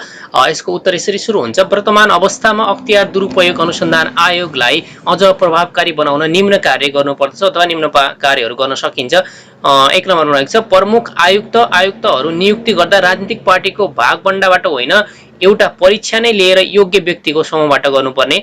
र दोस्रो रहेको छ अहिलेको संविधानबाटै विगतमा अख्तियारले गर्दै आएको काम मध्ये अनुचित कार्य हटाएकाले अख्तियार कमजोर भएकाले सो थप गर्नुपर्ने। यो चाहिँ अनुचित कार्य भनेर चाहिँ हटाएको थियो, यसलाई चाहिँ थप गर्नुपर्छ भनेर रहेको छ। अर्को रहेको छ भ्रष्टाचार सम्बन्धी कार्य गराएमा सजाय र जरिमाना अरु बढी गर्नुपर्ने। अनि निजी क्षेत्रले गर्ने भ्रष्टाचार जन्य कार्यको पनि अख्तियारबाट कारबाही हुनुपर्ने, कानुनी व्यवस्था हुनुपर्ने। यसमा चाहिँ निजी क्षेत्रलाई पनि जोड्नुपर्ने रहेको छ। र अर्को अन्तिम रहेको छ 5 नम्बरमा 24 घण्टा ड्युटीमा संलग्न रहनुपर्ने हुँदा कर्मचारीलाई राशन र भत्ताको व्यवस्था गर्नुपर्ने। र आजको दोस्रो प्रश्न रहेको छ प्रश्न नम्बर 17। नागरिक बडापत्र भनेको के हो, यसको आवश्यकता किन पर्दछ, नागरिक बडापत्रमा उल्लेख गर्नुपर्ने कुराहरू के हुन्, चर्चा गर्नुहोस् भनेर रहेको छ। यसको उत्तर यसरी सुरु हुन्छ। सर्वसाधारणलाई सेवा प्रदान गर्ने वा जनसम्पर्क कायम गर्ने प्रत्येक सरकारी कार्यालयले यस्तो कार्यालयको परिसरभित्र सबैले देख्ने उपयुक्त ठाउँमा सो कार्यालयले प्रवाह गर्ने सेवा, समय, लागत, दस्तुर लगायतका बारेमा जानकारी दिने उद्देश्यले टाँसिने प्रतिबद्धता नै नागरिक बडापत्र हो। नागरिक बडापत्रको आवश्यकता हुनुका कारणहरू रहेका छन्। सेवा प्रदायक तथा सेवाग्राही बीच सुमधुर सम्बन्ध स्थापित गर्न, पारदर्शिता एवं जवाबदेहिता वृद्धि हुने हुँदा सुशासनमा सहयोग गर्न, सार्वजनिक सेवाको कार्यदक्षता तथा प्रभावकारिता वृद्धि गर्न। अब यसरी राखिने नागरिक बडापत्रमा सुशासन ऐनमा सम्बन्धित कार्यालयले दिने सेवा र त्यसको प्रकृति, सेवाग्राहीले प्राप्त गर्न पूरा गर्नुपर्ने कार्यविधि, समयावधि, सेवा दिने पदाधिकारी निजको कार्य कक्षको विवरण दस्तुर समेत उल्लेख गर्नुपर्ने व्यवस्था रहेको छ। नागरिक बडापत्रमा उल्लेख हुनुपर्ने कुराहरू माथि उल्लेखित कुरामा अतिरिक्त देखाएका कुराहरू उल्लेख भएको हुनुपर्ने नियमावली रहेको छ। यसमा उल्लेख हुनुपर्ने कुराहरू सेवा प्राप्त गर्न सेवाग्राहीले पेश गर्नुपर्ने कागजात, सेवाग्राहीले सेवा सम्बन्धमा गरेका गुनासो सुन्ने अधिकारीको पद र नाम, सेवा प्रदायक निकायको तालुक कार्यालय र टेलिफोन नम्बर, सेवा प्रभावको प्राथमिकता, क्षतिपूर्ति प्राप्त हुने वा नहुने सेवाहरू। यसरी नागरिक बडापत्र भनेको हरेक कार्यालयमा राखिने, त्यहाँ दिइने सुविधा, सेवा प्रभाव अनि लागत खर्च, आवश्यक कागजातहरूको एउटा विवरण रहेको छ। र याद रहोस् नागरिक बडापत्रको सुरुवात बेलायतबाट भएको थियो। र अर्को प्रश्न रहेको छ प्रश्न नम्बर 18, लागु औषध ऐन 2033 अनुसार लागु औषध भन्नाले के बुझिन्छ लेख्नुहोस् रहेको छ। यसको एन्सर अलिकति छोटो नै छ। शाब्दिक अर्थमा लागु औषध भन्नाले त्यस्तो पदार्थ हो जसको सेवनले मानिसलाई विभिन्न मात लाग्ने बनाउँछ। अर्को अर्थमा लागु औषध त्यस्तो पदार्थ हो जसको सेवनले सेवनकर्ताको केन्द्रीय स्नायु प्रणालीमा असर गराई शिथिलतात्मक, भ्रमात्मक र उत्तेजनात्मक अवस्थाको सिर्जना गर्दछ भन्ने त्यस्तो पदार्थ लागु औषध हो। लागु औषध ऐन 2033 का अनुसार लागु औषध भन्नाले गाँजा, औषधोपयोग गाँजा, अफिम, तयारीको अफिम, औषधोपयोग अफिम, कोकाको झार र पात र अफिम तथा कोकाको सार तत्व मिश्रण वा लवण समेत मिसाई तयार गरिने कुनै पदार्थ। अनि अर्को रहेको छ नेपाल सरकारले समय समयमा नेपाल राजपत्रमा सूचना प्रकाशित गरी तोकिदिएका प्राकृतिक वा कृत्रिम लागु औषध तथा मनोदीपक पदार्थ, यसलाई साइकोपिक्स सब्स्टान्स भनिन्छ, र तिनको लवणहरू तथा अन्य पदार्थ समेतलाई सम्झनु पर्दछ लागु औषधको लागि। लागु औषध भनेको चाहिँ गाँजा, औषधोपयोगी गाँजा, औषधिको लागि प्रयोग गर्ने गाँजा, अफिम, तयारीको अफिम, औषधिको लागि प्रयोग गर्ने अफिम भयो, कोकाको झार र पात, अफिम तथा कोकाको सार तत्व सबै, र बेला बेलामा नेपाल सरकारले राजपत्रमा चाहिँ सूचना प्रकाशित गरी तोकिदिएका अरू पदार्थहरू पनि बुझिन्छ। आजको अर्को प्रश्न रहेको छ सूचना तथा सञ्चार प्रविधिको प्रयोग सम्बन्धी समस्या र चुनौतीहरू बारेमा, यो बारेमा रहेको छ, यहाँ बारेमा टिप्पणी लेख्नुहोस्। यसको उत्तर रहेको छ आर्थिक तथा भौतिक पूर्वाधारको दृष्टिकोणले पछि परेका नेपाल जस्ता विकासशील मुलुकहरूमा सबै सरकारी निकाय र सेवाग्राही समक्ष आईसीटी को सहज पहुँच पुर्याउनु निकै ठूलो चुनौतीको रूपमा रहेको छ। यस क्षेत्रमा देखाएका चुनौतीहरू प्रस्तुत गर्न सकिन्छ भनेको छ। पहिलो रहेको छ बढ्दो साइबर अपराध। यसमा रहेको छ ई सेवा, अनलाइन सेवा प्रवाह आदिका माध्यमहरूबाट सेवा प्रवाह गर्नु साइबर अपराध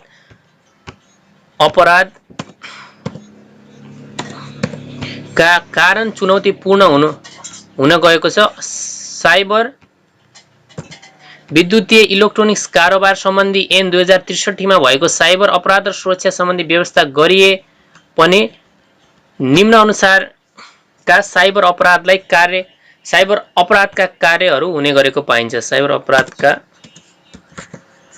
कार्य हुने गरेको पाइन्छ। विद्युतीय स्वरूपमा गैर कानुनी कुरा प्रकाशन गर्ने, कम्प्युटर सामग्रीमा अनाधिकृत पहुँच प्राप्त गर्ने, गोपनीयता भङ्ग गर्ने, झुट्टा बेहोराको सूचना दिने, झुट्टा इजाजत पत्र वा प्रमाणपत्र पेश गर्ने वा देखाउने, कम्प्युटरमा जालसाजी गर्ने, कम्प्युटर स्रोत सङ्केतको चोरी गर्ने, कम्प्युटर र सूचना प्रणालीमा क्षति पुर्याउने, तोकिएको विवरण वा कागजात दाखिला नगर्ने, कम्प्युटर सम्बन्धी कसुर गर्न दुरुत्सान गर्ने तथा मतियार हुने, नेपाल राज्य बाहिर रहेर पनि कानुन विपरीत कसुर गर्ने, संगठित अपराध वा कसुर गर्ने, यस्ता अनपराधिक कार्यबाट बचेर विद्युतीय शासन प्रणालीलाई प्रभावकारी, पहुँचयोग्य र भरपर्दो बनाउनु निकै चुनौतीपूर्ण रहेको छ। र ख नम्बरमा रहेको छ आईसीटी युक्त वातावरण सिर्जना गर्नको लागि पूर्वाधारको विकास गर्नुपर्ने। यसमा रहेको छ आईसीटी को पहुँचलाई हरेक सरकारी निकाय तथा सेवाग्राही र सरकारवाला समक्ष पुर्याउनको लागि नभई नहुने पूर्वाधार भनेको विद्युतीय आपूर्ति हो। नेपालका अधिकांश भूभागहरूमा पुगेको छैन। वैकल्पिक पावर सप्लाईको व्यवस्थाको लागि अत्यन्तै धेरै धनराशिको जरुरत पर्दछ, जुन हाम्रो मौजूदा बजेटले धान्न मुस्किल पर्दछ। यो पनि एउटा समस्या रहेको छ। र अर्को रहेको छ इन्टरनेट सुविधाका लागि नेटवर्क कनेक्टिभिटीको आवश्यकता पर्दछ, जसको सञ्जाल नेपालमा अत्यन्त सीमित क्षेत्रमा मात्र विस्तार भएको अवस्थामा छ। आवश्यकता पर्दछ है। अनि यो माथिको आवश्यकता पर्छ, यहाँनिर डबल भएछ, जसमा आवश्यक संख्यामा कम्प्युटर, प्रोजेक्टर, नेटवर्किङ, प्रिन्टर लगायतका उपकरणहरूको आवश्यकता पर्दछ। यसलाई यहाँ अघिको यताको आवश्यकता पर्दछ। त्यस्तै गरी सेवा प्रवाहमा आईसीटीको प्रभावकारी उपयोगको लागि हरेक कार्यालय तथा संस्थामा कम्प्युटर लगायतका उपकरणहरू छ भने सो सम्बन्धी पूर्वाधारको विकास गर्न मुस्किल हुने अवस्थाहरू विद्यमान छ। अर्को रहेको छ गमा सूचना प्रविधि सम्बन्धी दक्ष मानवीय स्रोतको विकास। हरेक संस्था तथा कार्यालयहरूमा सूचना प्रविधि सम्बन्धी उपयुक्त दक्ष जनशक्तिको आवश्यकता पर्छ। यस किसिमको जनशक्ति विकासका लागि समय लाग्ने तथा ठले लगानीको जरुरत पर्दछ भने यो ठले हैन, ठुलै लगानी हो। ठुलै लगानीको जरुरत पर्दछ। र अन्य समस्याहरूमा रहेको छ सूचना प्रविधिको वास्तविक महत्त्व नीतिगत तहदेखि कार्यान्वयन र प्रयोगकर्ता तहसम्म बोध गराउन नसकिएको छ। अर्को छ महत्त्व बोध भए पनि कार्यालयमा व्यवहारमा प्रयोगमा नल्याउने प्रवृत्ति पनि रहेको छ। अर्को रहेको छ निरक्षर र पहुँच नपुग्ने सरकारवालाहरूमा आईसीटीको पहुँच बढाउन कठिन भएको। त्यस्तै गरी दुर्गम र पहाडी क्षेत्रमा आईसीटीलाई प्रयोग गरे पनि सेवाग्राहीले व्यवहारमा प्रयोग गर्ने अवसर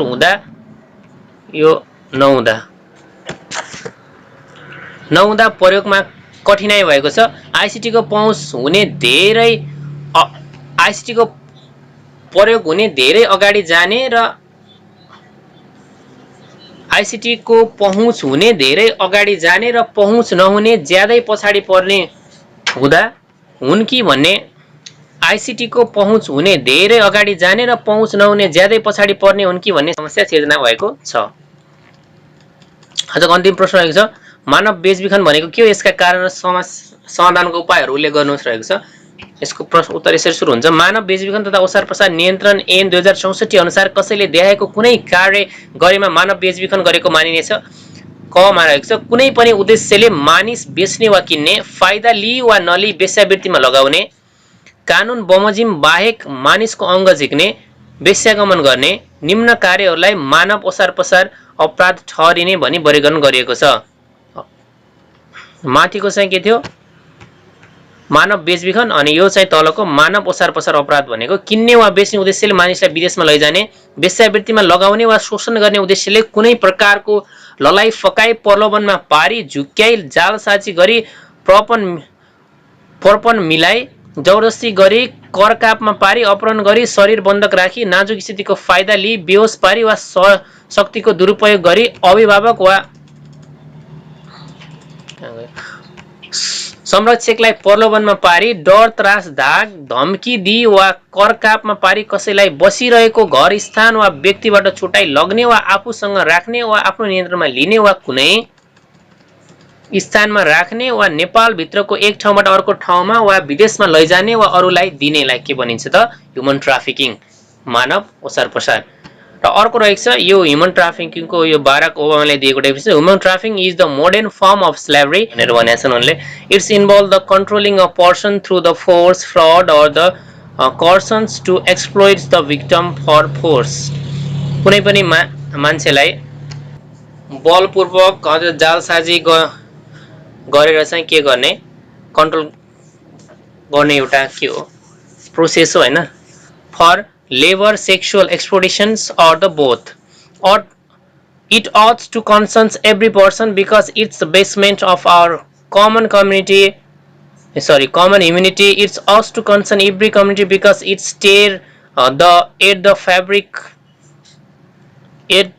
social fabric. It ought to concern It's ours to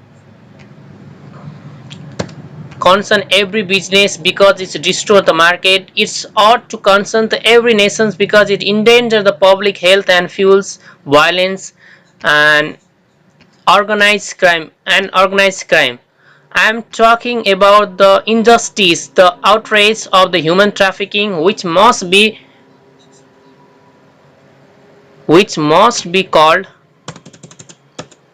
called by its true name modern slavery भनेर बाराक ओबामाको ले भनेको छ लाइनलाई पनि यहाँनिर राखेको छ है उसको एन्सरमा यसलाई स्क्रिनशट पनि लिन सक्नुहुन्छ तपाईहरु वर्तमान सन्दर्भमा मानव बेचबिखनको कार्यलाई निम्नानुसारको समस्याको रूपमा हेर्ने गरिएको पनि पाइन्छ भनेर छ फौजदारी कानुन उल्लङ्घनको समस्याको रूपमा अनि गैर कानुनी आप्रवासी समस्याको रूपमा एचआईभी एड्स वा अन्य संक्रमणकारी घातक रोगको समस्याको रूपमा त्यसैगरी मानव विरुद्धको अपराधको रूपमा अनि मानव बेचबिखन हुनुका कारणहरू रहेको छ त्यसपछि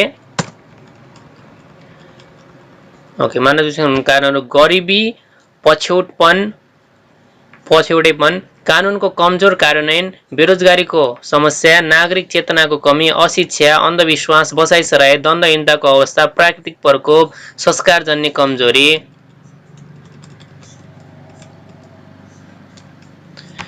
कमजोर सामाजिक सुरक्षा संगठित अपराधको सञ्जाल झुक्काउने फकाउने जागरुकताको कमी सञ्चालित कार्यक्रमको समन्वय कमजोर खुला सिमाना अस्थिर राजनीतिको फाइदा मिलोमत्यको सेटिङ नेतृत्वको प्रतिबद्धतामा कमी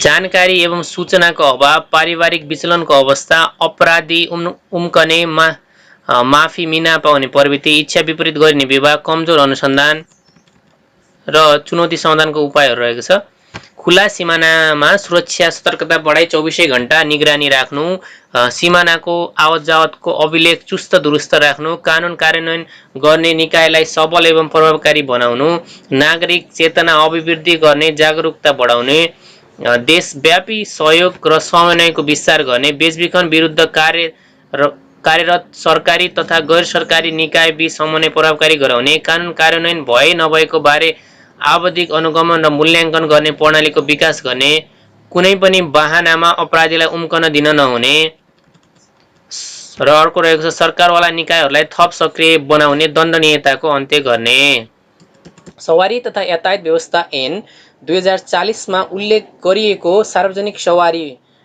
गरी अनुसार चाहिँ सार्वजनिक सवारी भन्नाले के बुझिन्छ स्पष्ट पार्नुहोस् भन्ने प्रश्न रहेको छ यसको उत्तर चाहिँ छोटो रहेको छ सवारी तथा यातायात व्यवस्था ऐन 2049 को दफा 2 को 4 र 6 बमोजिम सार्वजनिक यातायात भन्नाले यातायात सेवामा प्रयोग गरिने त्यस्ता सवारी साधनलाई बुझिन्छ जसले भाडा लिई एक ठाउँबाट अर्को ठाउँसम्म यात्री वा माल सामान वा ओसार पसार गर्छन् र त्यस्ता सवारी साधनहरूको नम्बर प्लेट सेतो प्लेटमा काला अक्षरहरूले लेखिएको हुन्छ अब त्यसैगरी प्रश्न नम्बर 22 रहेको छ प्रश्न नम्बर 21 मा चाहिँ यो सार्वजनिक सवारी भन्नाले के बुझिन्छ भनेर सोधेको थियो यसको आन्सर चाहिँ छोटो रहेको थियो र प्रश्न नम्बर 22 रहेको छ प्रश्न नम्बर 22 मा चाहिँ वर्तमान नेपालको संविधान बमोजिम राष्ट्रिय सभाको गठन र पदावधि सम्बन्धी भएको व्यवस्था बारेमा उल्लेख गर्नुहोस् भनिरहेको छ यो पनि एकदम महत्त्वपूर्ण प्रश्न रहेको छ उत्तर यसरी सुरु हुन्छ उत्तर रहेको छ नेपालको संविधान 2072 को धारा 86 बमोजिम राष्ट्रिय सभाको गठन र सदस्यहरूको पदावधि निम्नानुसार रहेको छ भनेर छ राष्ट्रिय सभा एक स्थायी सदस्य हुनेछ यो पहिलो नम्बरको यहाँनिर एक नम्बर लेख्न सक्छौं हामी यसमा एक नम्बर अनि 2 मा रहेको छ राष्ट्रिय सभामा देहाबमोजिमको 59 सदस्य रहनेछन् जसमा चाहिँ प्रदेश सभाका सदस्य गाउँपालिकाका अध्यक्ष र उपाध्यक्ष तथा नगरपालिकाका प्रमुख र उपप्रमुख रहेको निर्वाचक मण्डलद्वारा संघीय कानुन बमोजिम प्रदेश सभाका सदस्य गाउँपालिकाका अध्यक्ष र उपाध्यक्ष तथा नगरपालिकाका प्रमुख र उपप्रमुखको मतको भार फरक हुने गरी प्रत्येक प्रदेशबाट कम्तीमा 3 जना महिला 1 जना दलित र 1 जना अपाङ्गता भएको व्यक्ति वा अल्पसंख्यक सहित 8 जना गरी निर्वाचित 56 जना रहेको छ जसमा अब खमा नेपालको सरकारको सिफारिसमा राष्ट्रपतिद्वारा मनोनित कम्तीमा 1 जना महिला सहित 3 जना र अर्को राष्ट्रिय सभाका सदस्यहरूको पदावधि 6 वर्षको हुनेछ राष्ट्रिय सभाका 1/3 सदस्यको पदावधि प्रत्येक 2 वर्षमा समाप्त हुनेछ तर यो संविधान प्रारम्भ भएपछि पहिलो पटक सदस्यको पदावधि कायम गर्दा गोलापर्थाद्वारा 1/3 2 वर्ष, अर्को 1/3 4 वर्ष र बाँकी 1/3 6 वर्षको हुने गरी पदावधि कायम रहनेछ, जस अनुसार चाहिँ दुई जना चाहिँ हरेक 2 वर्षमा फेरिनेछन् र नयाँ आउनेलाई चाहिँ पुरानोले कामहरू सिकाउने यसो हिसाबले बनाएको छ है। यो संविधान प्रारम्भ भएपछि राष्ट्रिय सभाका सदस्यको पहिलो पटक पदावधि गणना गर्दा राष्ट्रिय सभाको प्रथम बैठक बसेको दिनबाट सम्पूर्ण सदस्यहरूको पदावधि प्रारम्भ भएको मानिनेछ। राष्ट्रिय सभाको रिक्त हुन आउने स्थानको पूर्ति, त्यस्तो स्थान रिक्त गर्ने सदस्यको निर्वाचन वा मनोनित जुन तरिकाले भएको थियो सोही तरिकाले बाँकी अवधिको लागि गरिनेछ।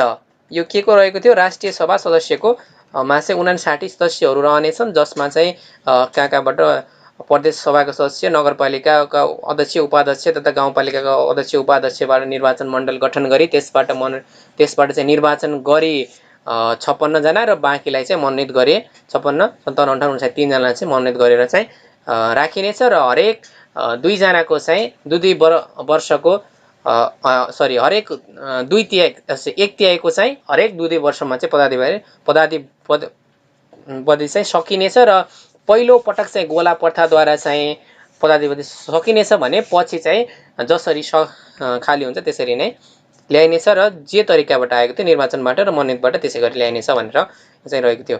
र प्रश्न नम्बर 23 रहेको छ, सूचना तथा सञ्चार प्रविधिको प्रयोग सम्बन्धमा भएका समस्या र चुनौतीहरू उल्लेख गर्नुहोस् भनेर रहेको छ। यसको उत्तर यसरी सुरु हुन्छ। सूचना तथा सञ्चार प्रविधिको प्रयोग सम्बन्धी समस्या र चुनौतीहरू आर्थिक तथा भौतिक पूर्वाधारको दृष्टिकोणले पछि परेका नेपाल जस्ता विकासशील मुलुकहरूमा सबै सरकारी निकाय र सेवाग्राही समक्ष आइसिटीको सहज पहुँच पुर्याउनु निकै ठुलो चुनौतीको रूपमा रहेको छ। यस क्षेत्रमा देखाएका चुनौतीहरू प्रस्तुत गर्न सकिन्छ। पहिले चाहिँ हामी चुनौतीहरू लेखौँ। ओके। र बढ्दो साइबर अपराध, ई-सेवा, अनलाइन सेवा प्रवाह आदिका माध्यमबाट सेवा प्रवाह गर्नु साइबर अपराधका कारण चुनौतीपूर्ण हुन गएको छ। साइबर विद्युतीय इलेक्ट्रोनिक्स भनेको छ कारोबार सम्बन्धी ऐन 2063 मा भएको साइबर अपराध र सुरक्षा सम्बन्धी व्यवस्था गरिए पनि निम्न अनुसारका साइबर अपराधहरू कार्य हुने गरेको पाइन्छ भनेर लेखेको छ, जसमा रहेको छ विद्युतीय स्वरूपमा गैरकानुनी कुरा प्रकाशन गर्ने, कम्प्युटर सामग्रीमा अनधिकृत पहुँच प्राप्त गर्ने, गोपनीयता भङ्ग गर्ने, झुट्टा इजाजत पत्र वा प्रमाणपत्र पेश गर्ने वा देखाउने, कम्प्युटर जालसाजी गर्ने, कम्प्युटर र सूचना प्रणालीमा क्षति पुर्याउने, तोकिएको विवरण वा कागजात दाखिला नगर्ने। ओके, यहाँसम्म रहेको थियो। 8 मा रहेको छ कम्प्युटर सम्बन्धी कसुर गर्न दुरुत्साहन गर्ने तथा मतियार हुने, नेपाल राज्य बाहिर रहेर पनि कानुन विपरीत कसुर गर्ने, सङ्गठित अपराध वा कसुर गर्ने। यो अपराध हो है, अपराधी रहेको छ, अपराध यहाँ यसरी मिलाउँ यसलाई।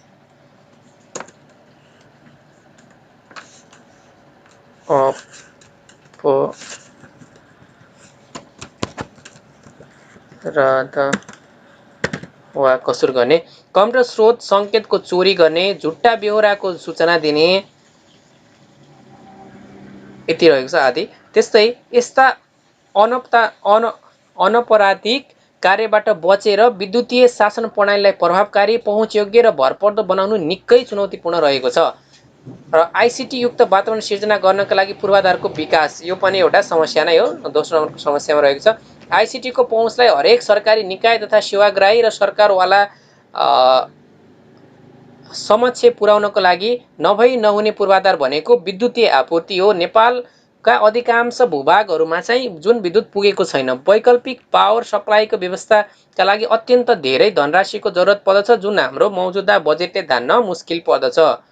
यो माथिको चाहिँ हजुरले हामीले 12 वटा गर्यौँ, त्यो चाहिँ क नम्बरको 12 वटा हो हैन, 1 को 12 है। 1 को 12 भनेपछि यो चाहिँ 2 नम्बर भयो है। यसरी बुझौँ हामी, 1 को 12 वटा भयो। त्यो क लेख्नुपर्ने, यसलाई ख लेख्नुपर्ने, ठिकै छ, हजुरले बुझ्नु होला।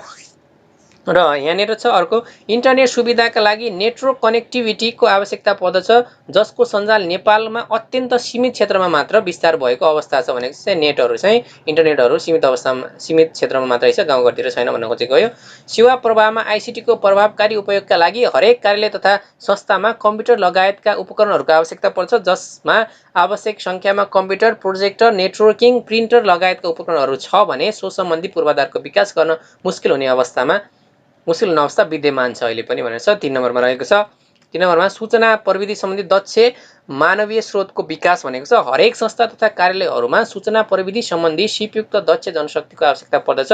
यस किसिमको जनशक्ति विकासका लागि समय लाग्ने तथा ठुलै लगानीको जरुरत पर्दछ। र 4 मा अन्य समस्याहरूमा रहेको छ, सूचना प्रविधिको वास्तविक महत्त्व नीतिगत तहदेखि कार्यान्वयन र प्रयोगकर्ता तहसम्म बोध गराउन नसकिएको, महत्त्व बोध भए पनि कार्यालयमा व्यवहारमा प्रयोगमा नल्याउने प्रवृत्ति पनि रहेको, निरक्षर र पहुँच नपुग्ने सरकारवालामा आइसिटीको पहुँच बढाउन कठिन भएको, दुर्गम र पहाडी क्षेत्रमा आइसिटीलाई प्रयोग गरे पनि सेवाग्राहीले व्यवहारमा प्रयोग गर्ने अवसर हुँदा प्रयोगमा कठिनाई, आइसिटीको पहुँच हुने धेरै अगाडि जाने र पहुँच नहुने ज्यादै पछाडि पर्ने हुन् कि भन्ने समस्या सिर्जना भएको भनेर यसरी समस्याहरू 4 वटा रहेको छ। र 1 नम्बरमा चाहिँ 12 वटा पोइन्ट थियो। यसरी यसमा चाहिँ मैले यसलाई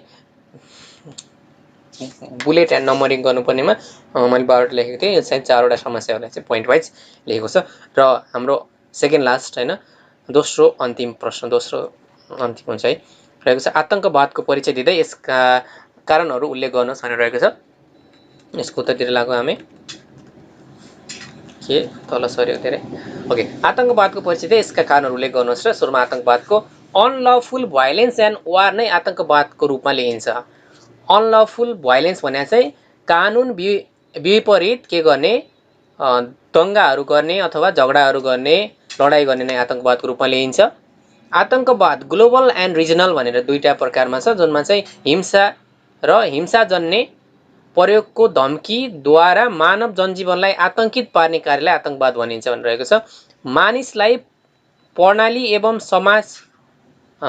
समाजको दैनिकीलाई मानवीय प्रणाली एवं समाजको दैनिकीलाई हिंसात्मक क्रियाकलापको माध्यमबाट चुनौती खडा गर्ने सङ्गठित रूपमा गरिने अपराधलाई डर, भय, त्रास उत्पन्न गराउने धम्कीको माध्यमद्वारा आतंकित पार्ने सरकार, नागरिक समाज, राजनीतिक दल, शासन आफ्नो राजनीतिक, धार्मिक, साम्प्रदायिक वा आर्थिक कार्य उद्देश्य पूरा गर्नका लागि निहत्था एवं निर्दोष व्यक्तिहरूलाई आतंकवाद भन्नाले त्यस्तो कुनै कार्य जसको उद्देश्य मान्छे मार्ने, जनता एवं गैर सैनिक नागरिकलाई शारीरिक क्षति, दुःख दिने वा तिनलाई आतंकित, भयभीत बनाउने सुनियोजित विचार र सोको अभ्यास नै आतंकवाद भनेर बुझिन्छ। ओके, त्यस्तै पुर्याउनु, यो व्यक्तिहरूलाई, निर्दोष व्यक्तिहरूलाई पुर्याउनु एवं आतंकित पार्नुका साथै सरकार, अन्तर्राष्ट्रिय सङ्गठनलाई केही गर्न वा गर्नबाट समेत रोक्न बाध्य पार्ने कार्य भनेर चाहिँ बुझिन्छ भनेर रहेको छ। यहाँनिर चाहिँ निर्दोष व्यक्तिलाई के पुर्याउने, भयभीत पुर्याउने भनेर हो। यहाँनिर चाहिँ फुल स्टप पूर्णविराम छुटेको रहेछ है, ठिकै छ। ओके, अनि terrorism is the systematic use of terror, यो चाहिँ विकिपिडियाबाट लिएको। Criminal acts instated or the calculates a group of person or the particular person for the political purpose are in any circumstances unjustifiable भनेको छ। यो चाहिँ UN agency एसेम्बल्स 1994 ले दिएको भने चाहिँ यो मैले चाहिँ विकिपिडियाबाट लेखेको थिएँ है। ओके, अनि यहाँनिर यो टाइप गर्दा त ठिकै थियो, यहाँनिरबाट है, यो निर्दोष व्यक्तिहरूलाई आक्रमण गर्नेबाट है। यहाँनिर चाहिँ इङ्ग्लिस यहाँदेखि मैले 1 लेखेँ, यहाँदेखि है, यो यहाँनिर 2 यो छुटेको रहेछ बिचमा। निर्दोष व्यक्तिहरूलाई आक्रमण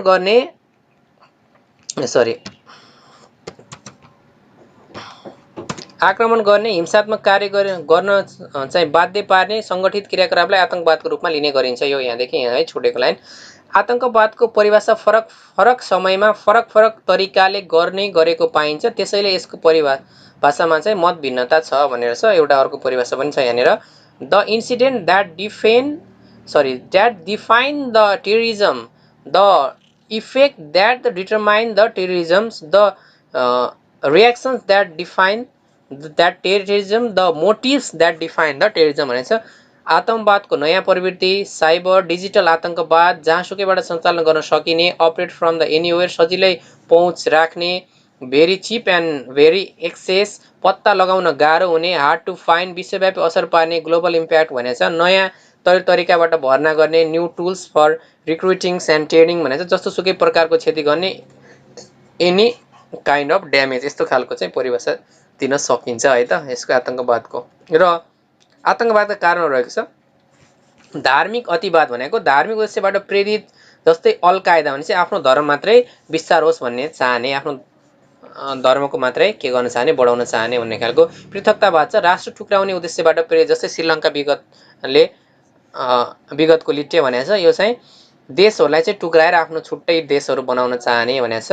अनि राष्ट्रिय सम्पत्ति एवं आर्थिक नियन्त्रण छ, शासन व्यवस्थाको परिवर्तन, आफ्नो विचार र प्रभावको विस्तार गर्न चाहने, प्रतिरोध, इगो, दुश्मनी है, राजनीतिक उद्देश्य प्राप्ति, विचारधारा, सामाजिक द्वन्द्व र यसका नकारात्मक परिणाम, विभेद, असमानता, शोषण, उपेक्षा आदिको कारणले चाहिँ के हुन्छ त आतंकवाद हुन्छ।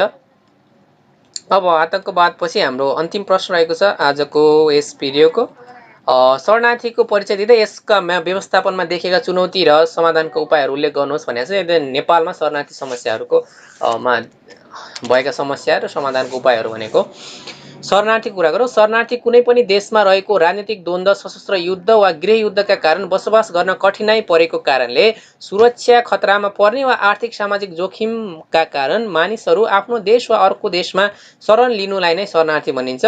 आर्थिक, सामाजिक, राजनीतिक, सांस्कृतिक, धार्मिक अन्तर्कलह, द्वन्द्व वा विशृङ्खलता का कारण आफ्नो देशमा रहन असुरक्षित महसुस गरी अन्य देशमा शरण लिन वा आश्रय माग्नका लागि जाने व्यक्ति वा व्यक्तिहरूको समूहलाई नै